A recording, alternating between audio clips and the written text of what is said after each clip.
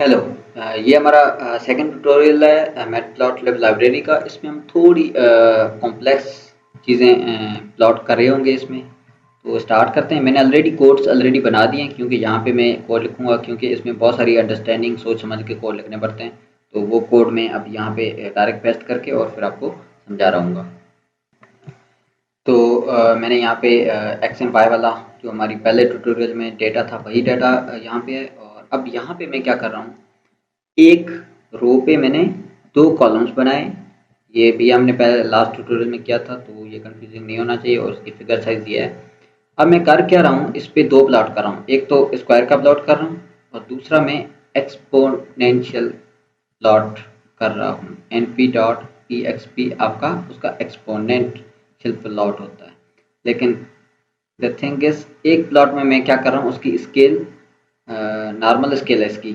इसमें मैं इसकी वाई स्केल जो है ना वो लॉग दे रहा हूँ, क्योंकि मैं एक्सपोनेंशियल प्लॉट कर रहा हूँ तो उसकी लॉग स्केल दिया है। और अब इसको हम प्लॉट करते हैं तो हमारे पास अगर आप देखें तो इसकी नॉर्मल स्केल थी, जितनी वैल्यूज बढ़ती गई उतनी स्केल आती गई। लेकिन इस स्केल में इसने लॉग स्केल लिया है, मतलब 10 power 0, 10 power 1, 10 power 2 log.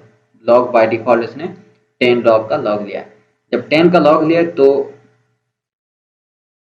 Compare करना इजी पड़ रहा है कि लॉगरिथम आप किसी का ले रहे हैं तो ये स्ट्रेट जा रहा है, और वो ले रहे हैं वैसे स्क्वायर ले रहे हैं तो फिर डिफरेंट बढ़ना है। तो द थिंग इज़ कि स्केल बहुत मैटर करती है जब आप डाटा को विजुअलाइज करें। कभी कभी ऐसा होता है कि आपके जो डाटा सेट में फीचर्स होते हैं ना उसको आप ट्रांसफॉर्म करने पड़ते हैं, क्योंकि वो जैसे हैं वैसे वो हमारे टारगेट वेरिएबल के साथ कोरिलेशन ठीक नहीं बना रहे होते। तो हम उसको डिफरेंट ट्रांसफॉर्मेशन अप्लाई करते हैं, कभी लॉगरिथम में एक ट्रांसफॉर्मेशन, कभी कैसी। तो फिर हम अगर विजुअलाइज करते हैं तो हमें स्केल भी वही ट्रांसफॉर्मेशन की सेट करनी पड़ती है। तो इसीलिए यहाँ पे स्केल्स भी बहुत मैटर करती है। अच्छा, दूसरा हमारा ये है कि हमारे जो एक्स एक्सिस और वाई एक्सिस होते हैं ना उसमें यहाँ पे तो लॉगरिथम के ये आ गए और यहाँ पे ये आ गए। लेकिन ये है कि हम स्पेसिफिकली डिफरेंट टेक्स्ट भी मेंशन कर सकते हैं। फॉर एग्जांपल मैं चाहता था कि भाई यहाँ पे एक 100 पे लेबल आए, दूसरा 1000 पे आए, फिर 2000 पे आए, फिर 20,000 पे आ जाए। इस तरह के मैं अपने भी दे सकता हूँ। तो ये तो उसी तरह मैंने एक सब प्लॉट क्रिएट किया और एक उसी सब प्लॉट पे मैंने प्लॉट किया है। अब यहाँ पे मैंने क्या किया है, आप एक्स ट्रिक्स मैंने सेट कर दिए। मैंने कहा है 1 2 3 4 5, मतलब ये कि यहाँ पे 1 2 3 4 5 इस तरह है। और उनके लेबल्स मैंने यहाँ पे दे दिए। अच्छा, इसको है ना आप कंफ्यूज ना हो, ये स्ट्रिंग हैं, ये अल्फ़ा का, बीटा का, गामा का, डेल्टा जो साइंस होती है ना एप्सिलॉन, उन साइंस की ये स्ट्रिंग वैल्यूज़ हैं। मतलब अगर ये स्ट्रिंग वैल्यूज़ हम देंगे तो वो गामा की साइन क्रिएट हो जाएगी। और यहाँ पे वाई के मैंने टेक्स्ट दे दिए हैं और ये सारे टेक्स्ट यहाँ पे मैं यूज़ कर रहा हूँ। इसको हम रन करते हैं तो अगर आप देखें तो ये जो वैल्यूज़ यूज़ हुई है ना। अच्छा, एक्स की वैल्यूज़ क्योंकि हमारी बड़ी है, मैं थोड़ी वैल्यूज़ कम कर लेता हूँ। मैं ना एक्स की वैल्यू थोड़ी छोटी ले लेता हूँ ताकि उसका स्क्वायर कम बने थोड़ा। चलो मैंने ये ले लिया, इस पे प्लॉट करते हैं। अच्छा, तो अब देखें, मैंने वाई की, एक्स की तो मैंने अल्फ़ा बीटा गामा ये मेंशन की थी। तो अल्फ़ा बीटा गामा और ये क्या थी, डेल्टा और एप्सिलॉन। और वाई की मैंने मेंशन की थी 0 50 100 150। तो ये स्पेसिफिकली आप ये अपनी खुद से टेक्स्ट भी मेंशन कर सकते हैं। इसके फंक्शन होते हैं सेट वाई टेक्स्ट और उनके सेट वाई टिक लेबल्स भी, हर टिक का लेबल भी और उसकी वैल्यूज़ भी। अच्छा, ये हमने 1 2 का बड़ा क्या है, ये 1 वैल्यू तक 1 पे अल्फ़ा है, 2 पे बीटा है, 3 पे ये है। और इसके लेबल्स मैंने वही नंबर सेम ही दे दिए हैं, क्योंकि मैं वाई टेक्स्ट जो हमारी ये है ना इनसे ही मैं नंबर ले रहा हूँ और यही इस पे ये मैं दे रहा हूँ। तो इसके लेबल्स ये हो गए, इसके लेबल्स मैंने अलग से मेंशन किए हैं, तो इसलिए ये इसके अलग लेबल्स आ गए। ठीक हो गया। इसी तरह आप साइंटिफिक जो नोटेशंस के लेबल होते हैं ना वो भी दे सकते हैं। तो आप इसका एक टिकर मैटप्लॉट लाइब्रेरी से आप टिकर इंपोर्ट कर सकते हैं और उसके टिकर में आप स्केल कौन सा यूज़ करते हैं वो स्केल फॉर्मेटर लें। और मैंने यहाँ पे यूज़ मैथ टेक्स्ट, क्योंकि मैथ वाला जो टेक्स्ट यूज़ होता है वो मैंने ट्रू कर दिया ताकि वही यूज़ हो। और इसमें आप साइंटिफिक जो नोटेशन होती है वो आप ट्रू कर सकते हैं, उसकी पावर लिमिट्स भी दे सकते हैं। सही है। और फिर फॉर्मेटर इसमें मैंने पास कर दिया। द थिंग इज़ कि साइंटिफिक नोटेशन है, हम नहीं चाहते कि भाई अगर मेरे पास 1000 है ना तो वो 1000 पूरा लिखा ना आए। मेरे पास 1 लिखा है और वहाँ पे मेंशन हो के 1 मल्टीप्लाई बाय 10 पावर 3। इसी तरह अगर हम इसको देखें तो देखें ये 0.51, अब ये अगर 100 भी है ना तो भी इसने 1 मल्टीप्लाई बाय 10 पावर 2 लिख दिया, इसने यहाँ पे 100 नहीं लिखा। और अब कभी कभार हमारे पास बहुत बड़ी वैल्यूज होती है ना, तो फिर यहाँ पे इतनी पूरी बड़ी वैल्यूज आए तो वो ग्राफ को थोड़ा मेसी हो जाता है। इससे अच्छा है कि आप साइंटिफिक नोटेशन भी यूज़ करें, उससे ये भी कर सकते हैं।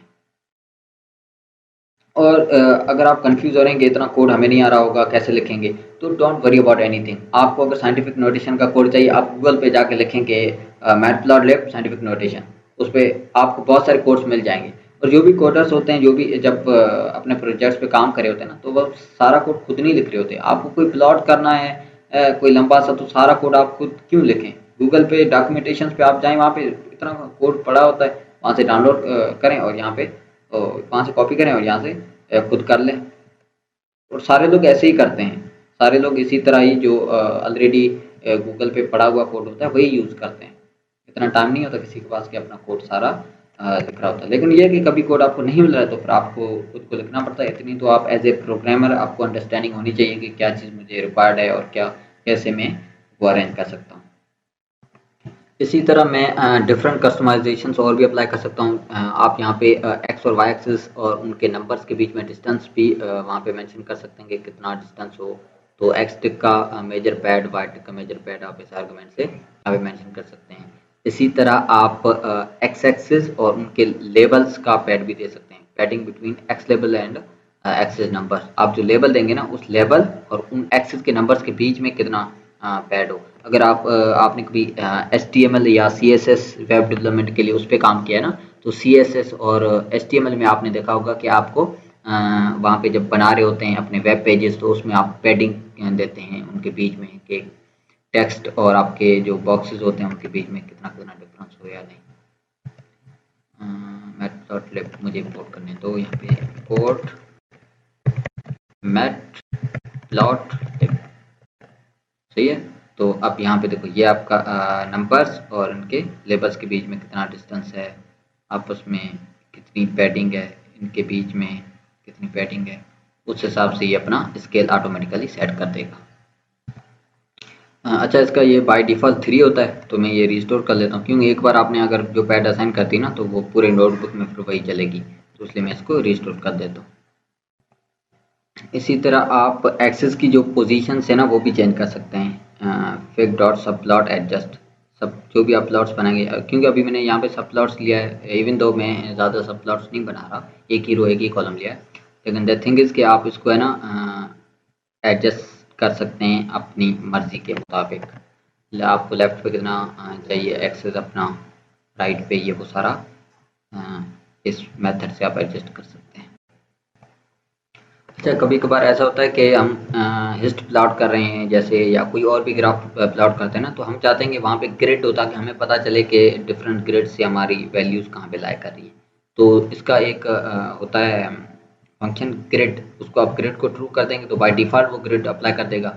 लेकिन आप अपनी मर्ज़ी के ग्रिड्स भी दे सकते हैं और उसमें भी यही सारे फंक्शंस हैं कि अल्फ़ा वैल्यू आप देंगे तो उसकी कलर देंगे, उस कलर की इंटेंसिटी क्या होनी चाहिए, ट्रांसपेरेंसी क्या होनी चाहिए, लाइन स्टाइल दे सकते हैं, लाइन विड्थ भी दे सकते हैं। तो अभी देखें ये बाय डिफ़ॉल्ट का ग्रिड है, ये पहला वाला जो हमारा एक्सेस और ये सेकंड वाला एक्सेस, तो बाय डिफ़ॉल्ट एक्सेस खुद ही बन जाता है। और इसमें मैंने देखें लाइन स्टाइल भी थोड़ा अगर आप देखें तो चेंज हुआ पड़ा है, और इसका कलर भी थोड़ा लेस ट्रांसपेरेंट है। इस तरह आप ग्रिड भी दे सकते हैं। अभी इसमें तो इतना ज़्यादा सेंस नहीं बना कि हमने ग्रिड क्यों लगाई है, लेकिन कभी कभी ऐसे स्पेशली आपके बॉक्स प्लॉट होते हैं, काउंट प्लॉट होते हैं, और अभी मैं क्या कह रहा था, हिस्टोग्राम्स बनाते हैं ना, तो उसमें आपको ग्रिड ज़्यादा हेल्प करते हैं साइट लेने के लिए किसी भी डाटा की। अच्छा, एक और कंसेप्ट है ट्विन एक्सिस का, मतलब ये है कि मेरे पास यहाँ पे एक एक्सिस ना हो, मैं यहाँ पे एक दूसरा एक्सिस भी बनाऊँ जिससे मैं मेजर दो चीज़ें साथ मेजर कर रहा हूँ, मतलब कि ये चीज़ एक एक्सिस पे कहाँ जा रही है, दूसरे एक्सिस पे कहाँ जा रही है। तो ये तो मैंने प्लॉट किया है, और यहाँ पे आप ट्विन एक्सिस के फंक्शन से आप इस तरह बना सकते हैं। इसमें अगर आप देखें तो यहाँ पे मेरा एम स्क्वायर एरिया का यहाँ पे एरिया से मैं देख रहा हूँ कि जैसे मेरी वैल्यू बढ़ती है तो एरिया कितना बढ़ रहा है, और यहाँ से मेरा वॉल्यूम भी है कि मेरा वॉल्यूम जैसे बढ़ता है तो जैसे मेरी वैल्यू बढ़ती है तो मेरा वॉल्यूम कैसे बढ़ता जा रहा है। तो आप दोनों एक्सिस भी लगा सकते हैं। ज़्यादातर लोग ये दोनों वगैरह नहीं लगाते, 2 प्लॉट ही इंस्टेड बना लेते हैं अलग-अलग, ताकि अलग से ठीक समझ आ जाए। चलें अब हम थोड़ा 2D को देख लेते हैं कि इसमें ये मैंने एरे तो जनरेट किए, ये थोड़ी डाटा जनरेट किए बस, और ये हमारा वही सब प्लॉट बनाए हैं, एक रो 4 कॉलम्स मतलब 4 प्लॉट्स बनेंगे, फिक्स साइज़ दे दिया है। और एक मैं स्कैटर प्लॉट बनाना चाह रहा हूँ इसमें। अच्छा, इसको कोई ये रैंडम वैल्यू जनरेट किए हैं, इसमें जस्ट ऐड किए हैं, सही है।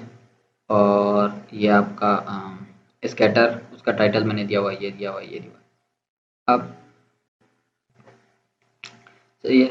और यहाँ पे हम एक स्टेप्स का बना रहे हैं। अच्छा, ये स्कैटर प्लॉट है, मैंने कहा था कि इसके डिफ़ॉल्ट कुछ फंक्शंस भी होते हैं, जो स्कैटर प्लॉट हो गया, बार प्लॉट हो गया, और ये फिल बिटवीन का एक फंक्शन है जो कि फिल कर देगा। अब मैं इसको रन करता हूँ तो आपको पता चल जाएगा किस तरह काम कर रहा है। स्कैटर प्लॉट देखो, डेटा को स्कैटर करता है इस तरह, और ये स्टेप्स वाला प्लॉट है, और ये बार प्लॉट है जो कि काउंट करता है, और ये फिल बिटवीन जो कि आपका जो ग्राफ बने होंगे ना उनको फिल कर देगा बीच में। तो ये आपके 2D प्लॉट्स हैं। ऐसे बहुत सारे प्लॉट्स हैं, और बहुत ज़्यादा स्टाइलिश प्लॉट हम हमारी जो C1 लाइब्रेरी है उसमें हम ज़्यादा पढ़ेंगे। अच्छा, इस तरह आप है ना सब प्लॉट्स जो बनाते हैं उसमें डिफरेंट सब प्लॉट्स बनाए, जैसे ये मैंने अभी 2 रोज़, अभी हमने 1 रो ही बनाई थी अभी तक, अभी मैंने 2 रोज़ बनाई, और हर रो 2 रो में इसमें 3-3 कॉलम्स हैं। तो अगर आप इसको रन करें तो आपके पास 2 रोज़ होगी और उनके 3 कॉलम्स हो गए हैं। और इन्हीं पे आप प्लॉट करना है तो आपके जो ये एक्स है इसमें अ, आपके 2 रोज़ में टोटल आपके पास 6 एक्सेस बने होंगे, और उन 6 एक्सेस में आप ड्रॉ कर सकते हैं कोई भी ग्राफ। अभी ये तो हमने कोई इसका डायमेंशन नहीं दी, तो उसने टाइट लेआउट खुद ही दे दिया है। इसी तरह हम अगर खुद ही चाहें ना तो सब प्लॉट जो हमारे हैं उनकी हम डिफरेंट डायमेंशन खुद ही दे सकते हैं। इसी तरह अगर इसमें आप देखें तो देखें पहले वाले की किस तरह ये ग्राफ हो गया, इस तरह हो गया, इस तरह हो गया, इस तरह हो गया। डिफरेंट डायमेंशंस पे ग्राफ बन सकते हैं, आपकी मर्ज़ी, आप किसी भी तरह दे सकते हैं different. So that's it. I hope के छोटे मोटे जो कंसेप्ट हैं वो आपको क्लियर हो गए होंगे, लेकिन बाज़ दफ़ा ये जो छोटी इस ट्यूटोरियल में स्पेशली मैंने जो छोटी कॉम्प्लेक्स चीज़ें की है ना, ये नॉट नेसेसरीली का आपको ये सारी बनानी पड़ेंगी। आप बस ये ज़्यादा है ना स्केल्स ये वो सेट करनी नहीं पड़ेंगी, जो बाय डिफ़ॉल्ट वाली स्केल्स है ना, बाज़ दफ़ा वही स्केल्स काम आ जाती हैं। आपको जस्ट प्लॉट करना होता है, उसके जो बेसिक फंक्शंस है ना आपको डायरेक्ट कॉल करना है बस। आपने let's say plt dot scatter call किया, उसमें डाटा दे दी, तो इसी तरह प्लॉट किया जाता है, और ये चीज़ें और ज़्यादा ईजी हो जाएंगी। अभी ये इस तरह समझना इसलिए ईजी है, इसलिए इम्पोर्टेंट है ताकि आगे हम जब C1 लाइब्रेरी करेंगे ना तो वो एक इसके और ज़्यादा इम्पोर्टेंट लाइब्रेरी है, और वो बहुत ईजी है यूज़ करने में। उसमें आपको जस्ट फंक्शन कॉल करना है, उसमें डाटा देनी है, डॉक्यूमेंटेशन देख के इस तरह, तो उसमें कोई इतनी ज़्यादा डिफ़िकल्टी नहीं है। लेकिन उसको समझने के लिए मैटप्लॉटलिब की जो बेसिक फंक्शनैलिटीज़ हैं कि आप किस तरह किन-किन चीज़ों को किस तरह क्रिएट कर सकते हैं, ये बहुत इंपॉर्टेंट है। तो इवन दो अगर मैं आपको ये सारी कॉम्प्लेक्सिटीज़ नहीं समझ आ रही है ना, इट इज़ ओके। मैं एक एक्सरसाइज़ दे रहा हूँ, उसके मैं सॉल्यूशंस भी डालूँगा। एक्सरसाइज़ आप खुद करने की कोशिश कीजिए पहले, अगर नहीं हो रही तो आप उस सॉल्यूशंस को भी रेफ़र कर सकते हैं। और आगे हम C1 करेंगे ना, आई प्रॉमिस यू कि उसमें आपको बहुत सारी चीज़ें क्लियर और ज़्यादा हो जाएँगी। Thank you, see you in next video.